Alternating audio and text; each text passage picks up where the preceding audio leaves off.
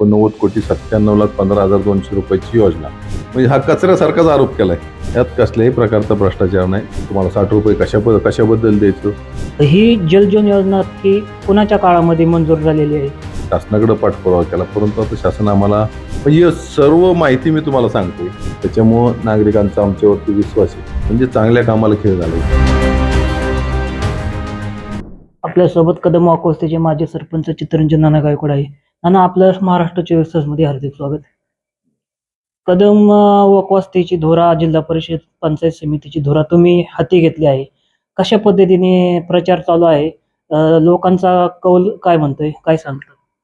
जिल्हा परिषद निवडणुकीच्या निमित्ताने आम्ही नागरिकांना गट येणाऱ्या काळामध्ये गटाचा विकास कसा करणार, मागील काळामध्ये आम्ही राजकारणामध्ये कशा पद्धतीने काम केलं, कदम वाकोस्तीमध्ये कशा पद्धतीने विकास केला, त्याच्यामुळं नागरिकांचा आमच्यावरती विश्वास आहे. आणि येणाऱ्या काळामध्ये या गटाच्या माध्यमातून कसं आपण एक या जिल्ह्यामध्ये सर्वाधिक डेव्हलप गट असा आपल्याला कसा करता येईल, त्याच्यावरती आपण नागरिकांना सांगितलं. त्यामध्ये पाणी पुरवठ्याची योजना असेल, आपल्या गावातले मोठमोठे रस्ते असतील, त्याचबरोबर कचरा प्रकल्प असेल, ते आपण कशा पद्धतीने पूर्ण करणार ते आपण नागरिकांना सांगितल्यानंतर आज आपण प्रचाराच्या माध्यमातून तुम्ही सुद्धा माहिती घेत असताना की एक अतिशय सकारात्मक वातावरण आणि अशी परिस्थिती आहे की प्रथमच या भागातून जिल्हा परिषदेचे उमेदवार, त्याचप्रमाणे दोन्ही पंचायत समितीचे गणाचे उमेदवार हे प्रचंड मताधिक्याने निवडून येतील, त्यात ते मात्र शंका नाही. खरं तर राजकारण आलं, मतदान आलं की पाणी जलजीवन योजनेचा मुद्दा समोर येतो. ही जलजीवन योजना की कोणाच्या काळामध्ये मंजूर झालेली आहे? त्याच्यावरून आता सुद्धा राजकारण चालू आहे. त्याबद्दल काय सांगतात? जल जीवन योजना 2017 साली डिसेंबरला सत्ता परिवर्तन झालं आणि 2018 साली या योजनेच्या पाणी पुरवठ्याला आपण त्या ठिकाणी प्रयत्न चालू केले. स्वर्गीय आमदार बाबुरावजी पाचरणे साहेब यांनी त्या ठिकाणी मोलाचं सहकार्य केलं. म्हणजे आमचा प्रवास हा पाणी पुरवठा योजनेचा प्रवास आमच्या काळामध्ये चालू झाला आणि आम्हीच त्या ठिकाणी मंजुरी, आमच्या काळामध्येच मंजुरी मिळाली. 89,97,15,200 रुपयाची योजना. त्यामध्ये 10 एकर 30 गुंठे जागा बॅलन्सिंग टँकसाठी आपण पाटबंधारे खात्याकडून घेतली.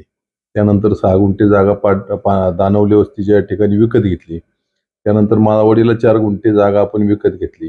खडकवासला धरणामध्ये पाणी आरक्षण गावासाठी आपण घेतलं आणि बॅलन्सिंग टँकमध्ये पाणी आल्यानंतर 45 दिवस पाणी त्या ठिकाणी म्हणजे बॅलन्स राहणार आणि कॅनल बंद झाला तरी तेवढं ते पाणी 45 दिवस पूर्ण. म्हणजे सर्व माहिती मी तुम्हाला सांगतोय. का सांगितली माहिती की म्हणजे याच्यावरून की योजनेचा पाठपुरावा आम्ही केला, योजना मंजूर आम्ही केली, त्या ठिकाणी ज्या ज्या अडचणी आहेत त्या अडचणी सोडवण्याचं काम आम्ही केलं. त्याच्यामुळं ही योजना फक्त चित्तरंजन गायकवाड मित्र परिवार भाजपच्या वतीने त्या ठिकाणी मंजूर केली आणि चालू झाली. 70% काम पूर्ण झाले. तुम्ही तुमच्या ज्या परिचय पत्रकामध्ये असा उल्लेख केला आहे की समोरील जे उमेदवार आहे त्यांच्यासोबत जी टीम फिरत आहे ती टीम कामे बंद पाडते.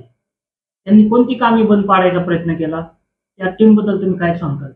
तुम्हाला सांगतो की आता गावामध्ये एक स्वच्छच्या माध्यमातून आपण एक स्वच्छच्या टीमला काम दिलेलं आहे की 60 रुपये डोर टू डोर कचरा कलेक्शन करण्यासाठी प्रत्येक कुटुंबाकडून 60 रुपये घ्यायचं. 50 महिला त्या ठिकाणी डोर टू डोर कचरा कलेक्शन करतात आणि ते कलेक्शन केलेला कचरा नाईलाज असतो आम्हाला नदीच्या कडेला त्या ठिकाणी टाकावं लागत आहे. त्याच्यावरती सुद्धा आम्ही कचरा प्रकल्प उभारण्यासाठी जागेच्या शोधात आहे. शासनाकडे पाठपुरावा केला, परंतु आता शासन आम्हाला भाडेतत्वावरती जागा देणार आहे. आमचा प्रस्ताव अंतिम ठिकाणी. तर हे जे कचऱ्याचं काम चालू आहे कलेक्शनचं, तर विरोधकांच्या वार्डामध्ये काही ठिकाणी त्या स्वच्छच्या कर्मचाऱ्यांना शिवीगाळ केली जाते. तुम्हाला 60 रुपये कशाबद्दल द्यायचं, आम्हाला परवडत नाही. म्हणजे चालू असलेल्या कामामध्ये खेळ घालायची. आणि बाकीच्या नागरिकांना विचारलं तर म्हणले, नाना अतिशय चांगल्या पद्धतीने तुम्ही काम चालू केलेलं आहे. 60 रुपये आपले कुठं जात नाही, परंतु स्वच्छची टीम घरी येऊन कचरा घेऊन जाते. म्हणजे चांगल्या कामाला खेळ घालायची. त्याचबरोबर पाणी पुरवठ्याची योजना ही चालू झाल्यापासून म्हणजे आम्ही पाचरणे साहेब आणि अशोक बापू आमने सामने उभा होते निवडणुकीला, त्यावेळेस आपल्या अंतिम टप्प्यामध्ये होते. तांत्रिक मान्यता मिळाली होती, प्रशासकीय मान्यतेला त्या ठिकाणी अंतिम टप्प्यामध्ये होते. आम्ही लोकांना सांगत होतो की आपली योजना आता थोड्या दिवसात मंजूर होईल. तर त्या ठिकाणी योजनेला त्या दिवसापासून त्यांचा दृष्टिकोन होता की ही योजना हाणून पाडायची. त्यावेळेस सुद्धा म्हणले ह्याला कोण ओळखतंय, मंत्रालयातला शिपाई सुद्धा ओळखत नाही आणि सरकारला पण शिवाय दिले की सरकार काय चिवते आहे का एवढ्या गावाला एवढे मोठ्या कोटीचे 90 कोटी रुपये द्यायला. आणि ज्या ज्या पद्धतीने आपली योजना पुढे गेली त्या वेळेस पावला गणित अडचण निर्माण करण्याचं काम केलं. पहिल्या वेळेस की आम्ही रेडी रेकनर की आमच्याकडं पाटबंधारे खात्याची जागा घेतल्यानंतर 6 गुंठे आणि 4 गुंठे जागा खरेदी करायची होती. तर ते रेडी रेकनर 11-11.5 लाख रुपये आला. जिल्हा परिषदेने परमिशन दिली की सरकारी रेटनी जागा खरेदी करा. तर ह्यांनी लगेचच जिल्हा परिषदेकडे तक्रारी केल्या की हेक्टर रेट कमी आहे. हेक्टर रेट 2-2.5 कोटी रुपये होता. म्हणजे 2.5-3 लाख रुपये गुंठा आहे. मग हा 11 लाख रुपये म्हणजे ग्रामपंचायतचं नुकसान होतंय. म्हणजे त्यांच्या डोक्यामध्ये होतं की 2-2.5 लाख रुपये गुंठा आणि ह्या ठिकाणी 25 लाख रुपये गुंठा आहे. म्हणजे हा त्यांना तफावत लोकवर्गणीच्या माध्यमातून गोळा होणार नाही आणि नाईलाज असते टाकीत जागा मिळणार नाही. परंतु आम्ही चंग बांधला होता. आम्ही त्या ठिकाणी जिल्हा परिषदेकडे आम्ही विनंती केली की गुंठ्याचा रेट आहे. मग 9.5 लाख रुपये गुंठा आला.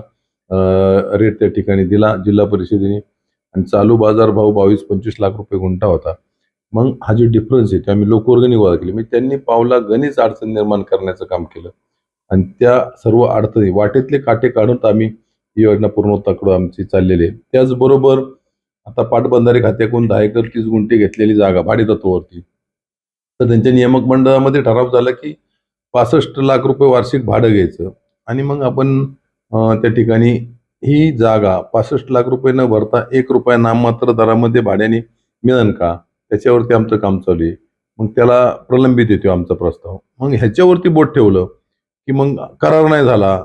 मग हे बेकायदेशीर चाललेले आहे. उत्खनन बेकायदेशीर चालले यांच्यावरती कारवाई व्हावी.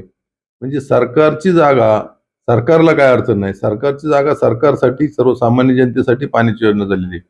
म्हणजे अशा पद्धतीने त्यांचं त्या ठिकाणी प्रत्येक कामामध्ये अडचण निर्माण करण्याचं काम चाललेलं आहे. त्यांच्या डोक्यात एकच चित्तरंजन गायकवाड बेकार आहे. त्यांची टीम बेकार आहे. बरं आम्ही बेकार आहे. तुम्ही चांगले कसे आहेत तुम्ही जनतेला सांगा ना की आमच्यापेक्षा तुम्ही उजवं काम कसं करणार? फक्त की त्यांच्याकडं कसल्याही प्रकारचं व्हिजन नाही. 2017च्या अगोदर त्यांची सत्ता होती 2017 पर्यंत त्यांना काही करता आलं नाही. मग आम्ही जे त्यांना अशक्य होतं ते आम्ही शक्य करून दाखवलं. मग आता त्यांच्या पायाखालची वाळू सरकलेली. त्याच्यामुळे प्रत्येक कामामध्ये अडचण निर्माण करण्याचं काम त्यांच्या माध्यमातून चालू. जे तुम्ही जे आता बोलला की कचरा कलेक्शन तुम्ही 60 रुपये घेता, तुमच्यावर प्रत्ये आरोप होतोय की त्याच्यामध्ये सुद्धा तुम्ही काही भ्रष्टाचार केलाय, त्याबद्दल काय बोलणार? आता कचऱ्यात भ्रष्टाचार म्हणजे बुद्धी म्हणजे बघा ना आता कुठं म्हणजे कचऱ्यात भ्रष्टाचार म्हणजे हा कचऱ्यासारखाच आरोप केलाय. तुम्हाला सांगतो ह्याच्यात काय भ्रष्टाचार आहे? त्या 50 महिला कचरा कलेक्शन करतात आणि ज्यावेळेस ग्रामसभेमध्ये ठराव झाला की अशा अशा पद्धतीची एजन्सी आलेली ते म्हणले थांबा आमच्याकडे कोण आहे का बघते का बघ. तर त्यांना सुद्धा आम्ही टाइम दिला की 6 महिने तुम्ही टाइम घ्या. तुमच्याकडे एखादी एजन्सी असेल तर बघा. 6 महिने उलटे काम लेट झालं. त्यांना कोण माणूस मिळाला नाही. आमच्या मनामध्ये पारदर्शकता आहे. येणाऱ्या काळामध्ये सुद्धा आमचं काम मागील काळामध्ये सुद्धा चालू होतं. आता पण चालू आहे पारदर्शक. भविष्यामध्येच पण चालणार. यात कसल्याही प्रकारचा भ्रष्टाचार नाही. फक्त त्यांचं की ह्याच्यात भ्रष्टाचार, ह्याच्यात भ्रष्टाचार, रोडमध्ये भ्रष्टाचार, पाणी योजनेत भ्रष्टाचार आणि मग भ्रष्टाचार जर सिद्ध करायचा असेल तर त्याला पुरावे लागतात. असं मोकार नुसतं आरोप करणं चुकीचं आहे. एकंदरीत ग्रामपंचायतमध्ये तुम्ही चांगलेच मताधिक्याने निवडून आले होते. जनतेतून तुम्ही सरपंच पदाची धोरा हाती घेतली होती. आत्ताचा 2-2.5 वर्षामध्ये जे तुम्ही कामं केली आहेत, तुमचा कसा अंदाज असेल की मला ह्या मताधिक्याने तुम्ही ह्या भागातून लीड देणार? तुम्हाला सांगतो की या भागामध्ये ज्यावेळेस मी राजकारणामध्ये आलो की तेव्हापासून आमचा जनाधार हा वाढतच चाललेला आहे. कारण आमची टीम ही सातत्याने जनतेसाठी काम करते. आत्ता सुद्धा एवढा लोकांचा पाठिंबा गटच्या गट सामाजिक कार्यकर्ते आमच्या या विकासाच्या गाडीमध्ये बसून आपण एकत्रितरित्या या गावाचा विकास करू अशा पद्धतीची भूमिका झालेली. त्याच्यामुळे आमचं मताधिक्य सरपंचकीला मला जेवढा 2,500चं लीड होतं त्याच्यापेक्षा अधिक मताधिक्याने आमचे उमेदवार या गणातून निवडून येणार आणि तेवढेच मताधिक्याचं लीड जिल्हा परिषदेच्या उमेदवाराला सुद्धा असणार. त्यामुळे चांगल्या मताधिक्याने उमेदवार निवडून येणार. आणि तुम्ही मतदान प्रक्रियेमध्ये प्रचाराच्या प्रक्रियेमध्ये फिरत असताना तुम्ही पहा की आमच्या मागं टीम म्हणून कोण कोण आहे. म्हणजे समाजामध्ये चांगलं काम करणारी टीम आमच्या बरोबर आहे आणि त्यांच्याबरोबर दादागिरी, फोडाफोडी, जातीपातीचं राजकारण करणं म्हणजे समाजामध्ये भांडणं लावणं तेढ निर्माण करणं, दादागिरी करणं असली टीम समोरच्या टीम मध्ये आहे. तर महाराष्ट्र 24 ताशी संपर्क चर्चा केल्याबद्दल धन्यवाद.